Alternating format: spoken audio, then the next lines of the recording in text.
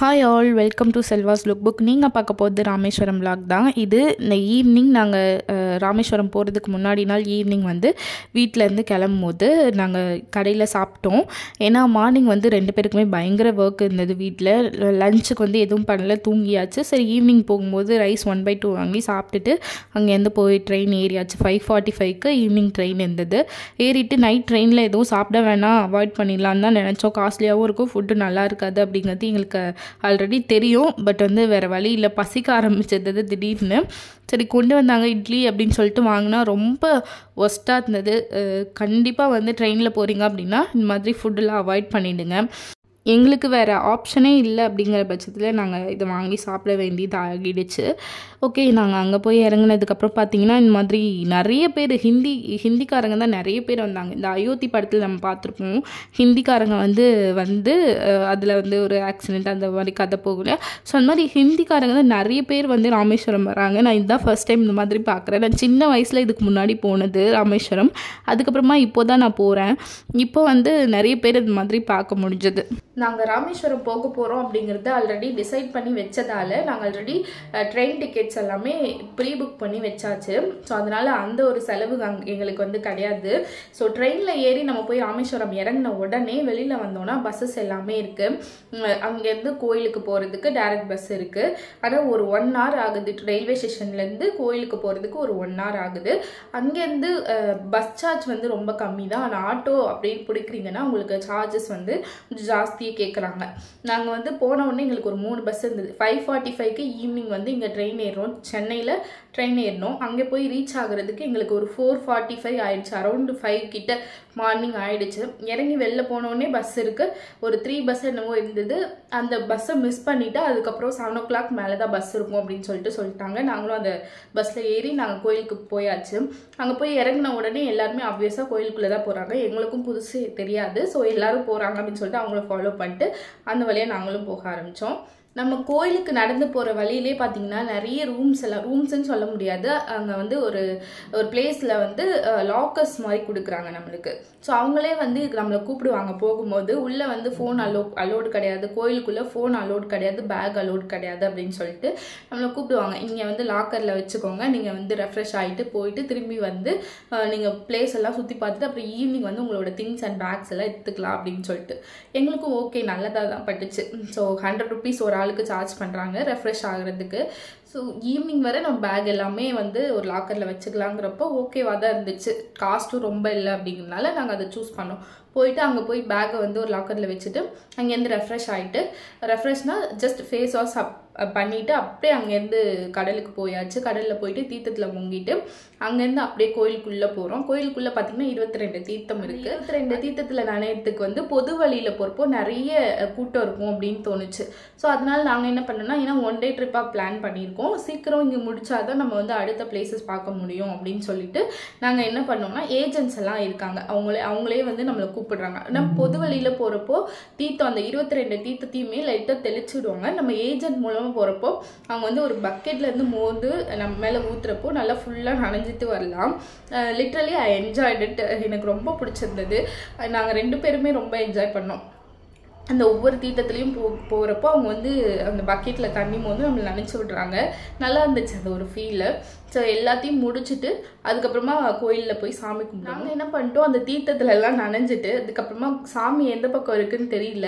நிறைய அந்த மீனாட்சி அம்மன் கோயிலில் 4 இது இருக்குது இல்லையா, 4 வாசல் இருக்குல்ல, அந்த மாதிரி இதுக்கும் இருக்குது அப்படின்னு நினைக்கிறேன். ஸோ அதனால் எங்களுக்கு குழம்பிடுச்சு, எந்த பக்கம் மேற்கு வாசல் வழியாக போகிறதா, தெற்கு வாசல் வழியாக போகிறதா, எந்த பக்கம் இருக்குது சாமி அப்படிங்கிறது எங்களுக்கு கிளியர் ஐடியாவே கிடையாது. ஸோ என்ன பண்ணிட்டோம், ஓகே முடிச்சாச்சு இங்கே, இப்போ நம்ம வந்து வெளில போய் நெக்ஸ்ட் பிளேசஸ்லாம் பார்க்கலாம், டைம் வேஸ்ட் பண்ண வேண்டாம் அப்படின்னு சொல்லிட்டு அங்கேருந்து அப்படியே வெளில வந்து ரூமுக்கு வந்து திரும்ப ரெஃப்ரெஷ் ஆகிட்டு குளிக்க வேண்டாம் அப்படின்னு சொல்லி தான் அமிச்சாங்க. அந்த 22 தீர்த்தத்தையுமே வந்து எல்லாருமே பிடிச்சிட்டு போகிறாங்க வீட்டுக்கு. நாங்கள் வந்து எதுக்கு என்ன பண்ணுறது அப்படின்னு தெரியாமல் நாங்கள் பிடிக்கல, ஒரு வேளை பிடிச்சிட்டு வந்திருக்கோம். அதுக்கப்புறமா வீட்டில் எல்லாரும் கேட்டாங்க பிடிச்சிட்டு வந்திருக்கலாமோ அப்படிங்கிறது. அப்புறமா தான் லேட்டரானு நாங்கள் வந்து ரியலைஸ் பண்ணோம். அப்போதைக்கு எங்களுக்கு தோணலை. நாங்கள் வந்து அந்த 22 தீர்த்தத்தில் நனைஞ்சு முடிச்சதுக்கப்புறமா ஏஜென்ட்ஸ் வந்து என்ன சொல்கிறாங்கன்னா, நீங்கள் வந்து குளிக்க வேண்டாம், நீங்கள் ட்ரெஸ் மட்டும் சேஞ்ச் பண்ணிட்டு போகலாம் அப்படின்னு சொன்னாங்க. நாங்கள் வந்து வேறு வழி தெரியல, அங்கே வந்து கடல்லையும் முங்கியாச்சு, அந்த 22 தீர்த்தத்துலேயும் குளிச்சாச்சு. அப்படிங்கிறப்போ உடம்பு ஒரு மாதிரி அரிக்கிற மாதிரி இருக்கும். ஸோ அதனால் நாங்கள் வந்து சரி குளிச்சுட்டே போயிடலாம் அப்படின்னு சொல்லிட்டு குளிச்சுட்டு, ஆனால் என்னென்னா அந்த நம்மளுக்கு லாக்கர் தான் கொடுக்குறாங்க அப்படிங்கிறதுனால நம்மளால் முழுசாக வந்து ரெடி ஆக முடியாது. அடுத்த பிளேஸ்லாம் சுற்றி பார்க்க போகிறோம், மேக்கப் போட்டு போய் ஃபோட்டோ எடுக்கணும் அப்படின்னா அது முடியாது. நான் அன்றைக்கி ஃபுல்லாக பார்த்திங்கன்னா எந்த ஒரு மேக்கப்புமே இல்லாமல் வெயிலில் வந்து சுற்றிட்டு இருந்தேன். கோவில் தீர்த்தத்துலலாம் குளிச்சுட்டு அதுக்கப்புறமா ரெஃப்ரெஷ் ஆகிட்டு வெளில வந்தால் ஃபுட்டு, அதாவது மார்னிங் பிரேக்ஃபாஸ்ட்டுக்கு ஏதாவது சாப்பிட்டுட்டு போயிடலாம் அப்படின்னு சொல்லிட்டு பக்கத்தில் கடையெல்லாம் நிறைய இருந்துச்சு. அதில் ரேண்டமாக ஒரு கடையை சூஸ் பண்ணி அங்கே போய் நாங்கள் சாப்பிட்டோம். நிறைய ஊரில் வந்து பார்த்திங்கன்னா ஃபுட்டு வந்து நல்லாவே இருக்காது. லாஸ்ட் டைம் நாங்கள் திண்டுக்கல் விசிட் பண்ணியிருந்தோம்னு நினைக்கிறேன். ஒருவேளை நாங்கள் செலக்ட் பண்ண அந்த கடையெல்லாம் எதுவுமே நல்லா இல்லை அப்படின்னு நினைக்கிறேன். பட் இங்கே வந்து நாங்கள் சாப்பிட்ட எல்லாமே நல்லா இருந்துச்சு. ஃபுட்டோட டேஸ்ட் வந்து எனக்கு ரொம்ப பிடிச்சிருந்தது. இங்கே வந்து இட்லி போயிட்டு நாங்கள் 2 இட்லி தான் கேட்டோம். ஆனால் அவங்களாம் வந்து ஒரு இது வச்சுக்கிறாங்க. ஸோ ஒருத்தர் யாராவது இட்லி கேட்குறாங்கன்னா 4 இட்லி ஒரு வடை அந்த மாதிரி கொடுத்துட்றாங்க. நம்ம கேட்குறத வந்து கொடுக்க மாட்றாங்க. அது ஒன்று தான் மைனஸாக இருந்தது. மற்றபடி அவங்க கொடுக்குற சட்னி எல்லாமே வந்து ரொம்ப நல்லா இருந்தது. ஒருவேளை நாங்கள் சூஸ் பண்ண கடை நல்ல கடையாக சூஸ் பண்ணவா என்னன்னு தெரியல. பட் டேஸ்ட் வந்து ரொம்பவே நல்லா இருந்துச்சு சாப்பிட்றதுக்கு. மார்னிங் பிரேக்ஃபாஸ்ட்டு ரொம்ப திருப்தியாக முடிஞ்சிருச்சு. அதுக்கப்புறமா நாங்கள் ஆட்டோ புக் பண்ணி தான் நெக்ஸ்ட் பிளேசஸ் எல்லாமே விசிட் பண்ணோம். இதுக்கு வந்து தனியாகவே சார்ஜ் பண்ணுறாங்க. பஸ் வந்து ஃப்ரீக்வெண்ட்டாக கிடையாது. அப்படிங்கிறதுனால நாங்கள் ஆட்டோ வந்து சூஸ் பண்ண வேண்டியதாக இருந்துச்சு.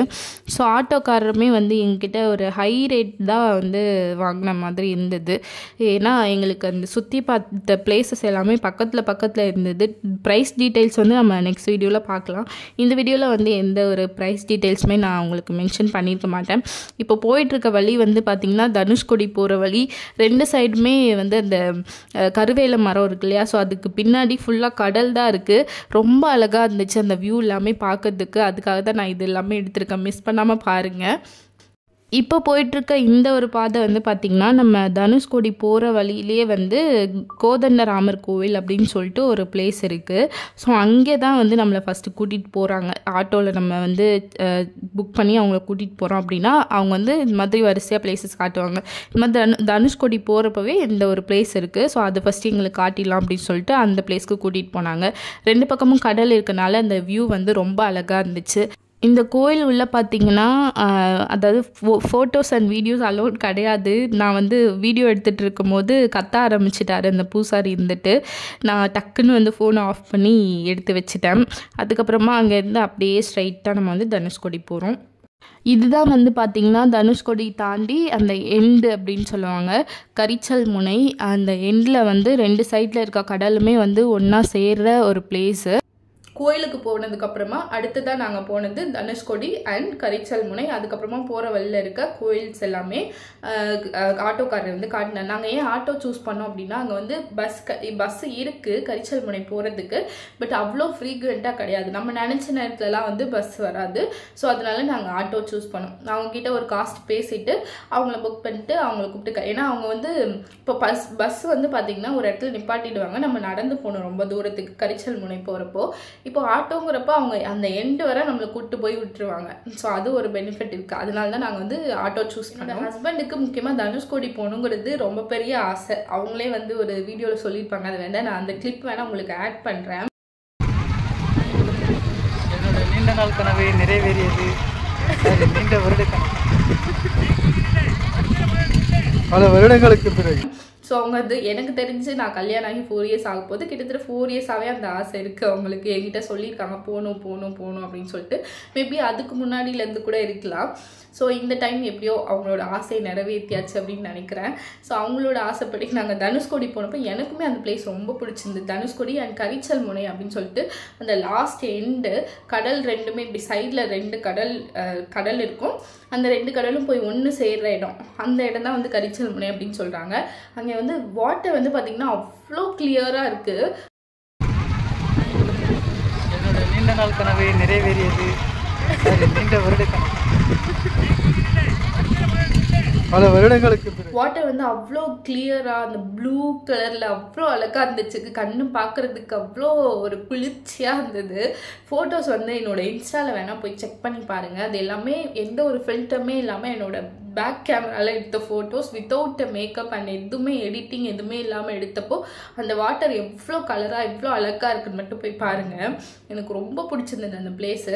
ராமேஸ்வரம் அந்த கடலில் இருக்க அந்த கோயில் பக்கத்தில் இருக்க கடலில் இருக்க வாட்டர் விட இங்கே தனுஷ்கோடி அண்ட் அந்த கரிச்சல் முனை அந்த இடத்துல இருக்க வாட்டர் வந்து அவ்வளோ கிறிஸ்டல் கிளியராக இருந்தது. அந்த ஆட்டோக்காரர்கிட்ட பேசி போனது வந்து உருப்படியாக அவர் எங்களை கூப்பிட்டு போனது தனுஷ்கோடி, கரிச்சல் முனை, அப்புறம் அதுக்கப்புறமா கோதண்டராமர் கோவில் அப்படின்னு சொல்லிட்டு. கோவிலில் வந்து பெருசாக ஒன்றும் இல்லை. அந்த கோயில் கிளிப்பு வேணால் நான் ஆட் பண்ணுறேன். கோயிலில் வந்து பெருசாக ஒன்றும் இல்லை, பட் அந்த சுற்றி இருக்க கடல் வந்து நல்லா இருந்துச்சு. ஒரு 2 நடுவில் பாலம் போகுது, சுற்றி கடல் இருந்தது. அது வந்து பார்க்கறதுக்கு ரொம்ப அழகாக இருந்துச்சு. ஸோ அந்த பாதையில் போயிட்டு அந்த கோயில் பார்த்துட்டு அதுக்கப்புறமா அந்த தனுஷ்கோடியும் கரிச்சல்முனையும் போய் பார்த்துட்டு வந்தோம். அதுக்கப்புறமா ஒரு ஆஞ்சநேயர் கோயில் காமிச்சாரு, 5 முகம் ஆஞ்சநேயர் கோயில்னு நினைக்கிறேன். ஸோ அது ஒன்று காமிச்சாங்க. அப்புறமா ராமர் பாதம், ராமர் தீர்த்தம், அப்புறம் இன்னொரு ஏதோ ஒரு பிளேஸ் காமிச்சாங்க. இதெல்லாமே வந்து கொஞ்சம் அந்தளவுக்கு எதுவுமே இல்லை அப்படிங்கிற மாதிரி தான் இருந்துச்சு எனக்கு அந்த பிளேஸ் எல்லாம். அது எல்லாமே பக்கத்தில் கூட இருந்தது. அப்புறமா அப்துல் கலாமோட இது போயிடுந்தோம். அப்துல் கலாமோட வீடு அப்படின்னு சொல்லிட்டு வச்சுருந்தாங்க. நான் அங்கே வந்து வீடு மாதிரி தான் இருக்குது, உள்ள ஸ்டெப்ஸ் எல்லாம் போகுது. அதுக்கப்புறமா உள்ளே போய் பார்த்தோன்னா அவரோட திங்ஸ், அவர் என்னெல்லாம் பண்ணியிருக்காரு அது எல்லாமே வச்சுருந்தாங்க. பார்க்கறதுக்கு ஒரு மியூசியம் ஃபீல் இருந்துச்சு. அப்புறமா அப்துல் கலாமோட நினைவகம் அங்கே வந்து போயிருந்தோம். அது வந்து பார்த்திங்கன்னா அது ரொம்பவே அழகாக இருந்தது. அங்கே உள்ளே வந்து ஃபோட்டோஸ் அண்ட் வீடியோஸ் அலோட் கிடையாது. அப்படி இல்லைன்னா கண்டிப்பாக நான் கவர் பண்ணியிருந்திருப்பேன். உள்ளே செம்மையாக கட்டி வச்சுருந்தாங்க, செம்ம சூப்பராக இருந்தது. அவர் அப்படியே அப்துல் கலாம் நேரில் பார்த்தா எப்படி இருக்கும் அந்த மாதிரி ஒவ்வொரு இடத்துலையும் அவரோட சிலை வந்து அவ்வளோ ரியலிஸ்டிக்காக இருந்துச்சு. கண்டிப்பாக ராமேஸ்வரம் போனீங்கன்னா இந்த ஒரு பிளேஸை விசிட் பண்ண மறந்துடாதீங்க. தனுஷ்கோடி, கரிச்சல் முனை, அதுக்கப்புறமா அப்துல் கலாமோட நினைவகம். இது வந்து பார்த்திங்கன்னா தனுஷ்கோடியில் ரயில்வே ஸ்டேஷன் அப்படின்னு சொன்னாங்க. இது அந்த காலத்தில் இந்த மன்னர்கள் வாழ்ந்த காலத்தில் இருந்த ரயில்வே ஸ்டேஷன். அப்புறமா இங்கே வந்து சைக்ளோனால தான் வந்து தனுஷ்கோடி வந்து அழிஞ்சுது. ஸோ அந்த இடத்த பார்க்குறதுக்கு லிட்டரலாக இந்த மாதிரி தான் இருக்குது. ஒரு காடு சுற்றி காடு மாதிரி இருக்குது. அப்புறம் பாதியாக இடிஞ்ச வீடு அந்த மாதிரிலாம் இருந்தது. ஆனால் வெயில், சரியான வெயில். என்னோடய ஃபேஸ் பார்த்திங்கன்னா உங்களுக்கு தெரியும், செம்ம டல்லாக இருந்திருப்பேன். ஏன்னா ஃபேஸில் எந்த ஒரு மேக்கப்பும் கிடையாது, எதுவுமே இல்லை. வெயிலில் வந்து காலையிலேருந்து சுற்றிட்டு இருக்கேன். இந்த வீடியோ எடுத்தப்போ பார்த்திங்கன்னா கரெக்டாக ஒரு 2 அந்த மாதிரி டைம் இருக்கும். அதனால் சரியான வெயில். இது வந்து அங்கேருந்த சர்ச் அப்படின்னு சொல்கிறாங்க. இந்த மாதிரி நிறைய இருந்துச்சு, சர்ச், காலேஜ். இப்போ நாங்கள் இருக்கிறது பார்த்திங்கன்னா தனுஷ்கோடி. இது வந்து புயல் வந்து அழிஞ்சிருச்சு அப்படின்னு சொல்லப்படுற அந்த இடத்துல தான் நாங்கள் இருக்கோம். இந்த வீடெல்லாம் பார்த்தோன்னா தெரியுது நம்மளுக்கு. அப்படியே எல்லாம் ஒரே கட்டடம்லாம் இடிஞ்சு போய் அப்படியே பாலடைஞ்சு ஒரு மாதிரி இருக்குது. இது வந்து பார்த்திங்கன்னா தனுஷ்கோடியோட ஹிஸ்ட்ரி வச்சுருக்காங்க. பிரிட்டிஷ் பீரியடில் வந்து தனுஷ்கோடி எந்த மாதிரி இருந்துச்சு, அப்புறம் ரயில்வே ட்ராக்கோடு இருந்தப்போ எப்படி இருக்குது, அந்த மாதிரி எல்லாமே டீட்டெயிலாக அங்கே வந்து போட்டு வச்சுருக்காங்க. நான் காமிச்சேன் இல்லையா அந்த ரயில்வே ஸ்டேஷன் அப்படின்னு சொல்லிட்டு, அது வந்து மெயின் ரோட்லேருந்து இப்படி உள்ளே இறங்கி போகும்போது பார்த்தோன்னா வியூ வந்து இந்த மாதிரி தான் இருக்கும். வெளிலேருந்து பார்க்குறதுக்கு உள்ளே போக போக வந்து உங்களுக்கு அந்த காடு மாதிரி அந்த இடிஞ்ச பில்டிங் அங்கங்கே அந்த மாதிரிலாம் இருக்கும்.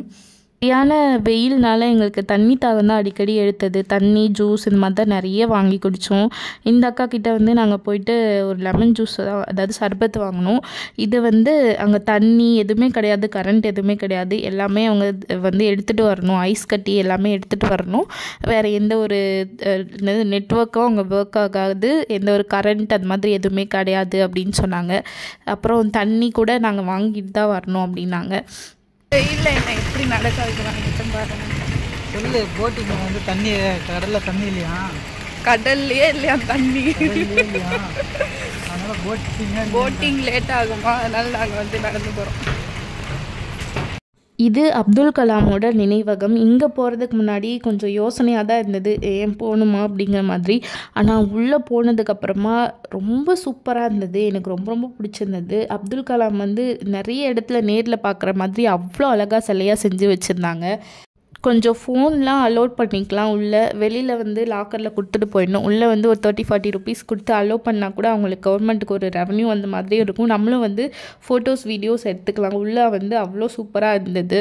தனுஷ்கோடி, கரிச்சல் முனை, அதுக்கப்புறமா அப்துல் கலாமோட நினைவகம், இந்த 3 பிளேஸ் தான் மஸ்ட் விசிட் பிளேஸ் அப்படின்னு சொல்லிட்டு நான் சொல்லுவேன் ராமேஸ்வரத்தில். அதுக்கப்புறமா கோயில், ஆப்வியஸாக ராமேஸ்வரம் போகிறீங்கன்னா கோயிலுக்காக போவீங்க, அந்த தீர்த்தத்தில் நனைகிறதுக்காக போவீங்க. அந்த ஒரு எக்ஸ்பீரியன்ஸுமே ரொம்ப நல்லா இருந்துச்சு. அந்த 22 தீர்த்தத்தில் குளிச்சது ஒரு சூப்பர் ஃபீல் கொடுத்துச்சு அப்படின்லாம். அம்மா அங்கே போட்டிங் போகிறது கூட ஒரு பிளேஸ் இருக்குது. கோயிலேருந்து கொஞ்சம் தூரம் போகணும்.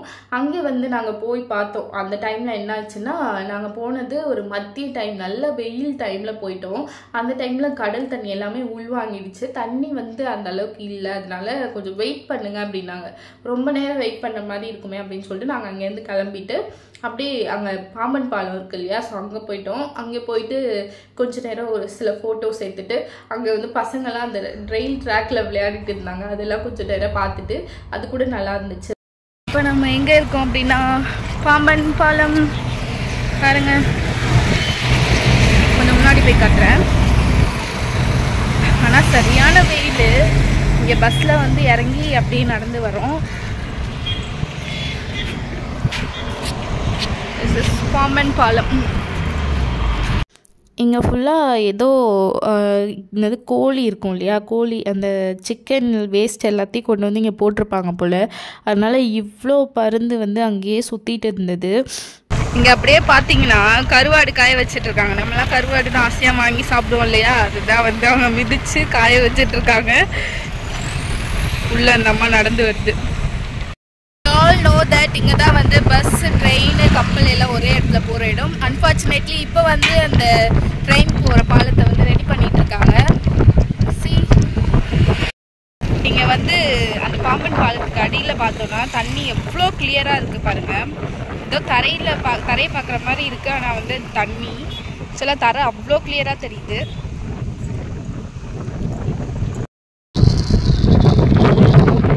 இங்கே ஒருத்தர் என்ன பண்ணுறான்னு பாருங்க. பழைய ரயில் ட்ராக் அதில் போயிட்டு விழுந்தா தெரியும்.